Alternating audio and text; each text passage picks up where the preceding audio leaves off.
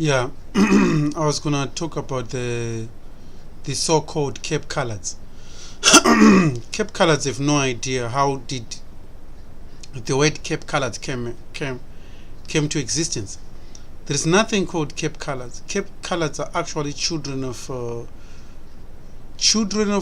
Caucasian men. I would say children of white males born from native African females in South Africa. It's not only South Africa, in fact, which has got colours. Mixed people, or those who are born between black and white, but mostly in Africa, I would say 99%, almost 100% of mixed people in Africa, all of them are descendants of Europeans and Arab males, but mothered by an African native black woman, produced by Europeans and Arab males. And those people, when born in Africa, they're known as colored. In countries like America, you are classified as black, because white people, from a white man's point of view, you are classified as black. But in Africa, a lot of black people in Africa, they don't see the so-called interracial. It's not that epidemic to such an extent that it could raise an eyebrow of black people in Africa. No, but Cape Colourds themselves. In fact, how the Cape Colourds came to existence? They came to existence through almost 400 years of Caucasian or European men and African native black female. This is how many people who are classified as biracials or mixed breed people. In many countries, they call them Malaros or something like that. But in Africa, they're seen as in Africa, they're seen as what they call biracials. In Africa, biracials are not classified as biracial, but in Africa, a lot of black people don't know anything about colored people. They just think they're foreigners or they're people who don't belong to Africa. Most colored people in Africa are, I would say, 100%, 99.999% of all mixed people in Africa are fathered by foreigners, mostly Caucasian men and Arab males. You see, because black men were not allowed to date or white woman or an Arab woman or any woman. Most native African black men did not sleep with a foreign woman. They did not have access. For the past 500 years, black men in general were prohibited from dating anybody who was not black. They were prohibited, which makes almost every 99% of biracial people in Africa, their forefathers are Caucasian men. You know what I mean? Through bloodline, majority of them don't even belong in Africa. Through bloodline, people in South Africa who are called Cape Colourds. There is in reality, if we want to be sort of like, if we want to get into the raw business of it or in details of it, most Cape Colourds don't even belong in Africa. You see, majority of them were never fathered by native black men. They were never fathered by native. In fact, a Cape Coloured, 99% of them, you can trace them through their surname. Their surname is not African. It's easy to see who's coloured and who's not, especially in Africa, because most Cape Colourds, their surname can sell them out. You see, if you go to Africa, there's no black man born and raised in Africa with a name called Stevenson, Brian Grahamson, or Brian Matthews. In Africa, there's nothing like that. There's no Matthew of an African native. It's all European. You see, most people who are called coloureds in Africa are actually classified as blacks outside, but most of them in Africa don't have black fathers. People we call coloured in Africa are a mixed of black and white, but mostly black females. In Africa, it's mostly black females. It's only in outside Africa that's where black men tend to date outside their race, but it's a recent thing. But for the past 500 years, there was no native African men with the foreign female. That did not happen in Africa. So that did not happen. So especially in a country like South Africa. 99% of, in fact, if you go to South Africa, you've got sort of like nearly 7 million sort of like people of biracial background. But the reality is most of them do not have black native fathers. They've got native local females who gave birth to biracials, and then all the so-called biracial children were grouped in certain ghettos, and they were encouraged to breed on their own. It was a sort of like a divide and conquer rule which was introduced back almost 400 years. You know what I'm saying? So most of the so-called Cape Colourds have no idea how did they become known as Cape Colourds or colored people in Africa. A colored person is a person who's mixed mostly between black and white, but most of the colored people in Africa do not have black fathers. All of them do not have black fathers. As a result, they're classified even in Africa as not black. Even if they're born in Africa, they're still classified as foreign. You know what I'm saying? There's a reason why they're classified as foreign. Many countries, like including Ethiopia, Djibouti, and people of Somalia, a lot of people of those people are believed to be a product of a black man and an Arab males. And at the same time, in some countries like South Africa, Zimbabwe, Botswana, and Namibia, the SADC region, SADC region has got a lot of mixed people. But the only thing, it was one-sided. It was always the black mother, the Caucasian male, the black mother, the Caucasian male, the black mother. There is completely zero black men. They were never fathered by black men. Most so-called colored, like in a country like South Africa, they were never fathered by black men. Never fathered by black men. So as a result, none of them have got black native surname. You know what I'm saying? You won't hear surname called Ndlovu or Swanda, Mpofu, or Matweleni, or Mpumelelo, Zulu, or most of the native surname. You won't know. In Africa, in the SADC region, a lot of black people have got native name and native surname. So it's easy, especially South Africa. The Southern African countries, which include Zimbabwe, South Africa, Namibia, Botswana, Zambia, even Mozambique, all black people of that region have got native surname. They've got native, they don't have an English surname, no. They've got native surname and native names. So it's easy to stand out. If you are not native, they can easily see you. You know what I'm saying? A lot of people who classify as Cape Colourds, they're not necessarily, they were given an identity long time ago. But most of those, they were actually children born between black females.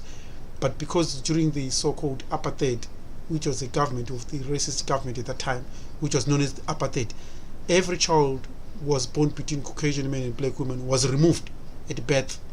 Most of those children, they were put in their own ghettos, and they were encouraged to breed on their own and create a sort of like a new hybrids of people who born from a black woman but separate from a black woman, and encouraged to breed on their own to produce sort of like a new hybrid race. And they were given an identity called colored, or people of color.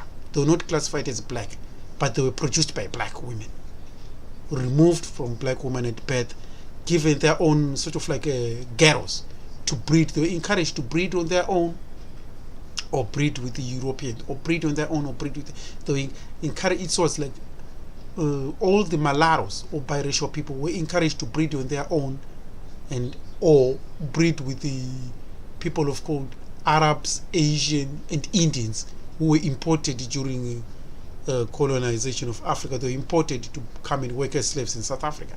That's how a lot of Indians, a mixed person is more likely to look the same way as Indians, Sri Lankans, people of Asian background. They're more likely to have the similar skin tone with a biracial person born between black and white. You know what I'm saying? So this is how the so-called Cape Colored or colored people came to existence in Africa, pretty much. It only depends with the different rules. In the countries like Zimbabwe, it has got colors too. Namibia, it has got colors too. Botswana, it has got colors. These 4 SADC countries had the same colored situation, in which a person who's classified as colored, he was a product of European men and native African black females. The byproduct became known as colored. In America, they classified them as black. America was like one drop rule, you're black. in Africa, they were not using that. In Africa, they were using a divide and rule, which was to be practical. And in order to be practical, they divided a lot of black people into small, tribal, even skin tone. Those born between the Caucasian men and black native African females were given certain sort of like they were given certain small privileged, because most of them were had Caucasian fathers, so they were given a certain privilege over the black mother, who just given them the only job of a black woman was to breed, produce more of these malaros. Then they separate the black females. A black woman is told you belong to a different group. The only thing, so a black woman was nothing but a breeding slave stock. That was the job of a black woman. She was a breeding, a breeder, a breeding female. Most of them breeding females were black women. Once they give birth to a mulatto or a biracial person, that person is removed and put into another ghetto. Sometimes they would remove all biracial children to be raised by other mixed people. You know what I'm saying? And all the biracial children born between Caucasian men and black females, they were removed and put in their own. They were meant to be, in fact, they were actually given to be adopted by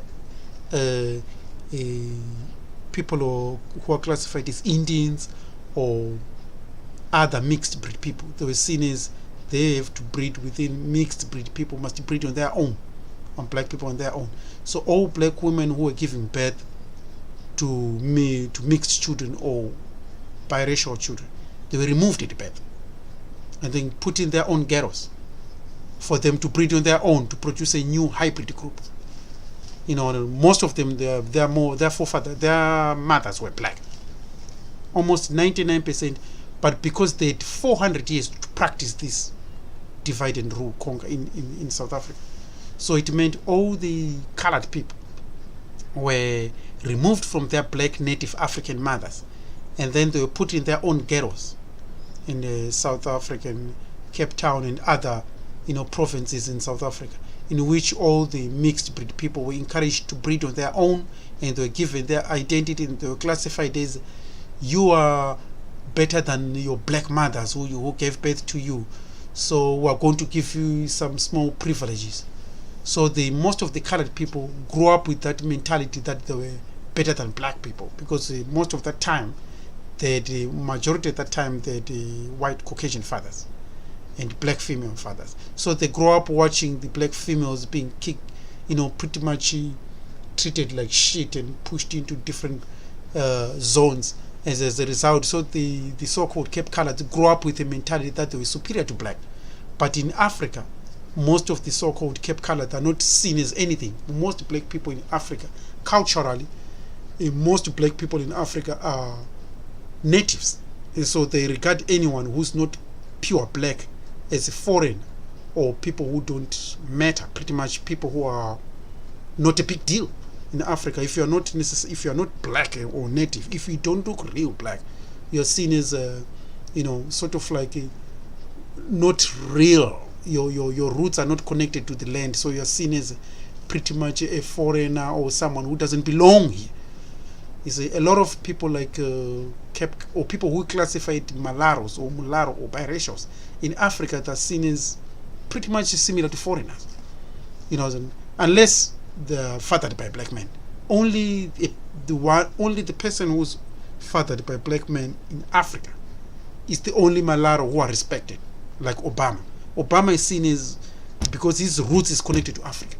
But those born with the black female as the mother and the foreign males of other races, those children are classified as not black. They're seen as not black, and they're classified as they don't belong to Africa.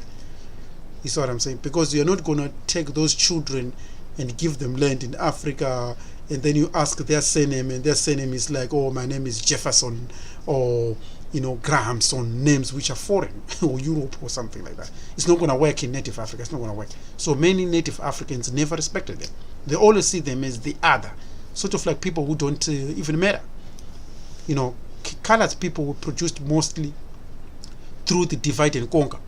This is in order to prevent black people from uniting and fighting against sort of like the supremacy apartheid government at that time. They knew that they needed to, to divide black people into small segments. Colors, race, skin tone, and all these other. This is why they introduced the so-called colored. The word colored was introduced through Europeans breeding with European males, particularly. In Africa, it was mostly European male. I grew up in Africa since until nearly year 2000. 99% of actually interracial relations in Africa, it's mostly white men and black native females. Mostly in Africa, I grew up watching that. I've never seen a black man. Most black men were prohibited. They were not allowed. The only time I see black men dating white women was outside Africa. Up until year 2000, I've never seen a black man dating a white lady in the continent. They were prohibited. So Caucasian men or white men had nearly almost 400 years of continuous breeding with the black females and producing thousands and thousands and thousands and thousands and hundreds and thousands of mulatto or biracial people who are now known in Africa. They are known as Colourds. A colored is a biracial. But most of them in Africa have got Caucasian fathers. Almost 99.99% all have Caucasian fathers. All mixed people like South Africa. South Africa has got nearly 7 million mixed people. All of them Caucasian fathers. All of them. Can you imagine? All of them are Caucasian. Why? Because during the apartheid, the racist government, no black man was allowed to date a white woman. So as a result, 99% of mixed people in Africa, their forefathers are not black. That's what I know. Which is why native Africans don't see them as big deal. They see them as byproduct of European men, and they don't belong here. Most Africans still share the same thing. They still do not respect a person who's mixed up and is not necessarily fathered by black male. Only a person fathered by black men is seen as roots in the continent. Those who are not fathered by black men are seen as pretty much foreign. They're classified as foreign. In Africa, they're classified as foreign. And the majority of colored in Africa do not have power when it comes to land and things of that nature. The colored situation in South Africa is like that. If you look at the Khoisan and the Khoisan are tribes in Africa. Just like many Africa, we've got nearly 4,000 tribes in Africa. So South Africa has got nearly 42 tribes. Zulus, Xhosa, Sothos, Venda, a lot of tribes in Africa. Bantu, there's a lot of tribes in South Africa. You know what I mean? And the Khoisan, Europeans call them the Khoisan, but they were never, the word Khoisan people was never, there was nothing called Khoisan. It was a name given by Europeans. But most of them were, the San were not San. Europeans could not pronounce the word Feng. It was Feng, which is F, A, N, G. It was the Feng people. But Europeans at that time could not pronounce the word Feng. And they say Sen, saying the Khoisan. The Khoisan is a name Europeans give to the Bushmen, to some tribal African people. Because when Europeans came to Africa, Africa had no boundary. There was no boundary in Africa. All African tribes intermarried into other African tribes so they could move in any direction. You know what I'm saying? The neighboring Zimbabwe has got 7 million populations of Zulu speaking people who moved from South Africa going up north during wars and the Amabuto wars between Chaka the Zulu and other subjects. So a lot of tribes in Africa moved and intermarried into other tribes. The Khoisan, a lot of black people, I myself come from South Africa, north. North of Joburg, towards Limpopo. You know what I'm saying? But at the same time, I've got, my mother is Zulu, my father is Xhosa. So they intermarried. And my grandfather married a Sotho lady. You know what I'm saying? And his own great-grandfather did not marry a Sotho, married a Bantu. You know what I mean? And back then they married another tribe called the Ndau. So African tribes always intermarry into other African tribes. But back then Africa had no boundary. You know what I'm saying? But then with the coming of Europeans, boundaries were made. The first Europeans came to Africa, then they introduced what was in the 1700s, what was known as the sphere of influence. The sphere of influence was a situation in which all European major powers which was coming to Africa, whichever tribes you influence you own and control that tribe. So the name given was now known as the sphere of influence. It was a name European categorized as any tribe you influence in Africa, because there was a scramble of Africa which took place between European powers. European powers were fighting amongst themselves, so they stopped fighting amongst themselves when they came to Africa. Then there's introduced a situation called the sphere of influence. Whichever tribe you influence in Africa, you own them and control them. You just need to put a border and a boundary, and that led to the creation of what was called the scramble of Africa, and then which led to the Berlin Conference. Berlin Conference was the conference in which Africa was divided. Now, back then there was no division in Africa. All tribes in Africa intermingled into each other's territory like that. They intermarried throughout for millions of years, but then boundaries were put, and all other tribes in Africa could not move into other tribes, because Europeans were now saying, I influence these tribes, I'm putting my boundary, I control this. The French, the Dutch, all the Europeans. And this is how Africa became like that. And this is how Africa became what it is today. This is why all the boundaries in Africa you see today, like you see a country like Nigeria, it has got nearly 200 million people, nearly over 150 million Nigerians living in Nigeria. They don't even belong there. They were moved to that corner of Nigeria during slavery.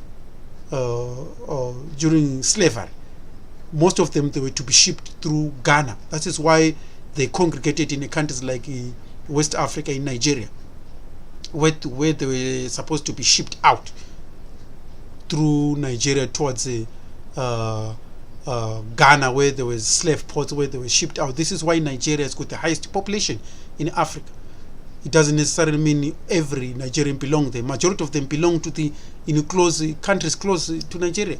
They belong to Mali, DRC, Angola, some come as far as middling Africa, but they were all pushed, during slavery, straight into Nigeria, where they were to be shipped out. As a result, when slavery ended, a lot of people congregated in the place where they were driven to, and then they ended up forming a nation which is seen today as Nigeria. But all these 200 million people, they don't belong in Nigeria. They belong all into the rest of Africa. They were shipped there. They were brought there to be shipped out. So when slavery stopped, a lot of people were stuck in a corner called West Africa. That is why West Africa is populated more, because that's where they were put in order to be shipped out, but they ended up remaining there and formed nations there. But the issue I was talking about was the issue of the scramble of Africa, how Africa became divided by European countries, and then each European country started controlling their own part. For over 400 years, European men were in charge of almost all African states, and they interbreed with the native female. That interbreeding with the native female, most of them was pretty much rape case. It was rape. So you had 100 years of rape, continuous raping of black females, which in a long run ended up into, imagine if you've got 100,000 women raped, you've got 100,000 pregnancies. You've got another 200,000 women raped in a year, you have got 200,000 pregnancies. Imagine if we have got 1 million women who are raped. Okay, 1 million women who are raped in 20 years. All those 1 million women who are raped are going to have 1 million babies. And all those babies became known as, in Africa, became known as colored or biracial or mixed. In America, they call them black. But in Africa, they were not given the word black. Europeans, men at that time, thought giving them the word black was sort of like a bad idea. So they wanted to create a, sort of like divide and rule. So all children who were born, most of those children were given a small privilege because they had their Caucasian father. The slave masters in Africa, or those who came to colonize Africa, were the ones running Africa. So the children they gave birth to, a lot of European men, when they came to Africa, they didn't bring white women. They stayed in Africa for 10, 20, 30 or 40 years before even shipping white women to Africa. By that time, a lot of European men had hundreds and thousands of babies with the black females in Africa. And those black females those children born became known as colored or mixed people. You know what I'm saying? As a result, in a lot of African countries like South Africa, you've got nearly 7 million or people of biracial background, but all of them did not have a black father. 99% of them had no black father, because the racist government of that time went on and on and on, and so they didn't have black fathers. Majority of them had no black father. So in Africa, they're classified as foreign due to the fact that they are not a product of black males. In Africa, land is ruled according to the forefathers' names, because those who die and fight for the land are mostly black males. As a result, the land in Africa is always something which is related to forefathers, male children, not necessarily female, because a female can be raped by 20 foreigners. As a result of, if a female is given land, she's more likely to hand over the land to a foreign subject, hence creating a situation which leads to bloodshed when the native males are to fight back for the land. So females are not allowed for the land. But cultural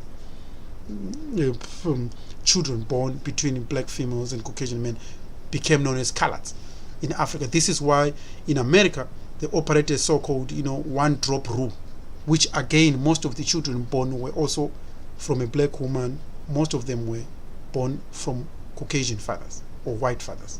They did not have a black father, because black males were not allowed to date white women.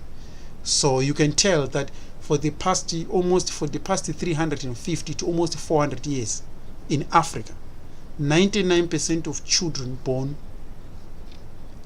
from black females, over half had Caucasian or white fathers in Africa.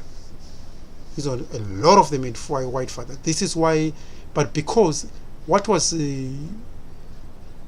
confusing people is, if someone is born in Africa from a Caucasian father or an Arab father, most of these people get confused because they think being born in Africa means that they're native, when in reality, being born in Africa does not necessarily mean you are native to Africa.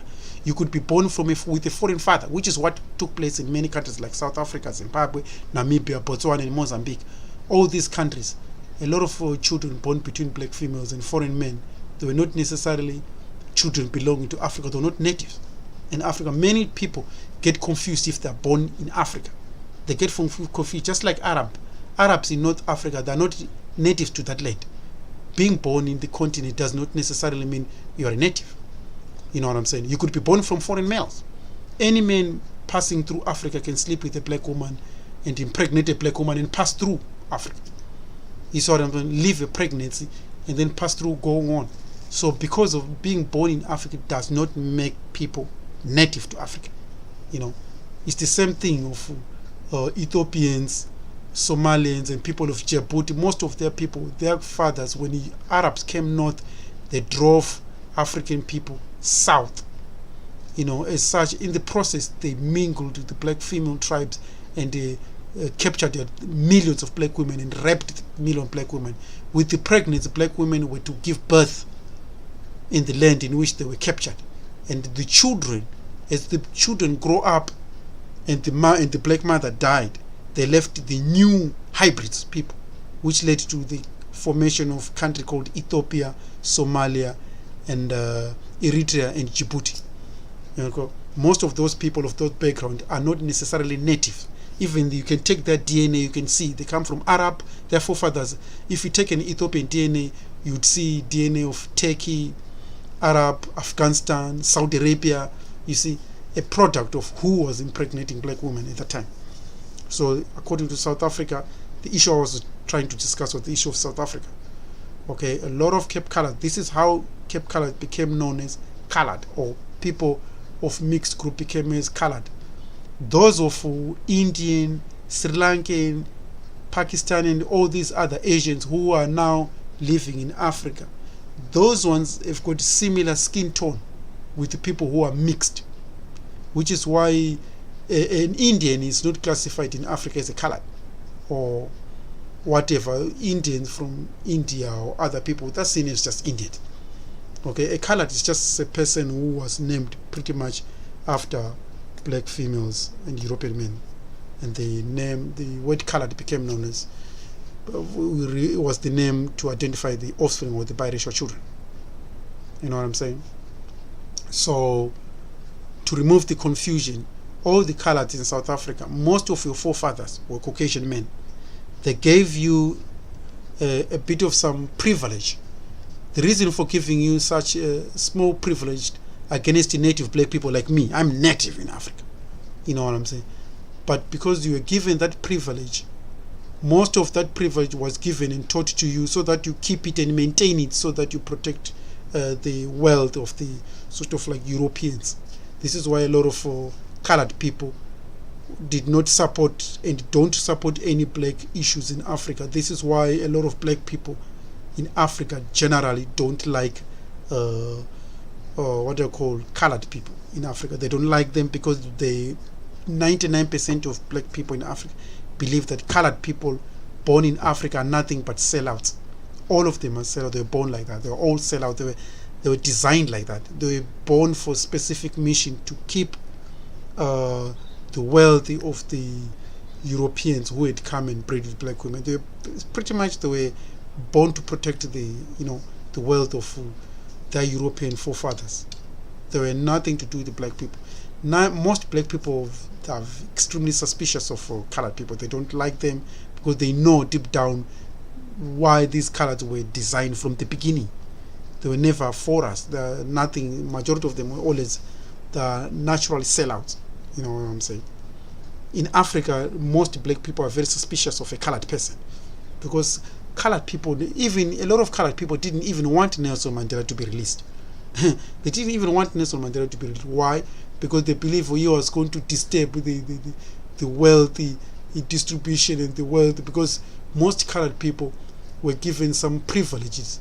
For the past 350 years, European men always felt like they need to give some privilege to these Coloured children, which they know they fathered with the local black females. So they needed to sort of like give some privilege to their Coloured children. You know what I'm saying? Oh, you are better than black people. You are not white enough, but you are better than black people. You are slightly superior, but not as good as superior than us white people. This is what the situation which was taught to this Coloured. Coloured in Africa, most of them are not even educated because they don't know how things began, what they are. They're not aware of the history of the land. They're not aware of the history of Africa as a whole. Most Coloured are very poorly educated in Africa. This is why a lot of Africans don't even respect them. They classify them as, people with no identity, no roots and things of that nature. Because Coloured people, if I was a Coloured person, I would be thinking globally they're treated pretty much as black. But because they were disturbed with a certain privilege to which they were given to, and they enjoyed to hang on to that privilege law. This is why a lot of Coloured people in Africa say, oh, I don't want to be black, I don't want to be, because they want to maintain that privilege to which they used to be given during the apartheid, when Africa was pretty much dominated by Europeans, colonizations, when Africa was almost under the hands of Europe. A lot of mixed breed children born, they had white fathers. So they wanted to enjoy that, white father privilege type thing.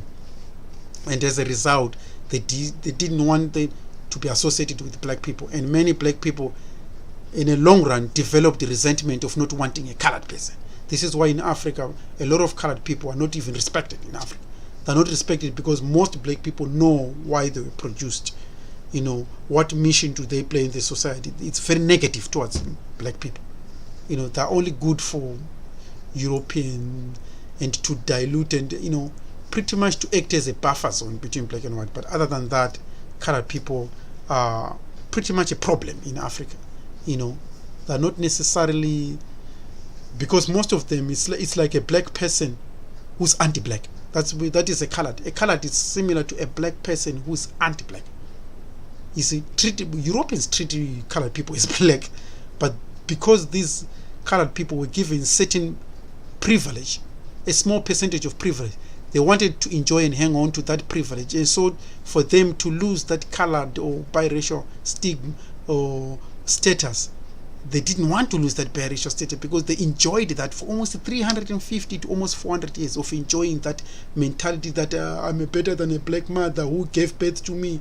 I'm slightly better than blacks, but not good enough to white, but better than black. So they enjoyed that small, minute, and they wanted to hang on to that. This is why a lot of mixed people. They're not seen as anything in Africa. They're seen as no identity, sort of like jack of all trades, master of none.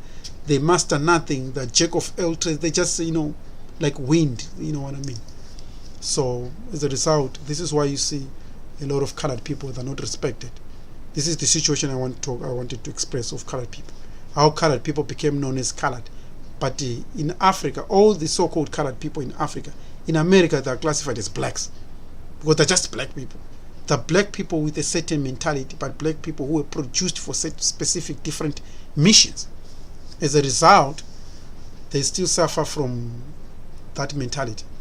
And me personally, I never cared much about a colored person because most of them are ruthless and missionless, no goals, no what. Because if you can't stand for something, you die for anything. You must have some roots. You must be a person with roots and identity. Without roots and identity, you have no goals of where you're coming from, where you're heading. So you're pretty much a wasting of space. You're like wind, any direction. So, and I find it very tough. In fact, even in Africa, they find it very tough trusting a colored person. In Africa, even today, traditionally native people find it tough trusting a colored person. Even Europeans don't even classify colored people as white people, but they produced them. They fathered them. But they always refuse to classify them because they don't know what to do with them. You know what I'm saying? And Africans feel like, what can we do with people who are black but not black enough? They don't stand for anything, jack of all trades, master of none. It's a problem. You must have something to be master about, not just to do, whatever. That's the situation I wanted to talk about colors. So next time I'll put another video talking about something else. Okay, goodbye.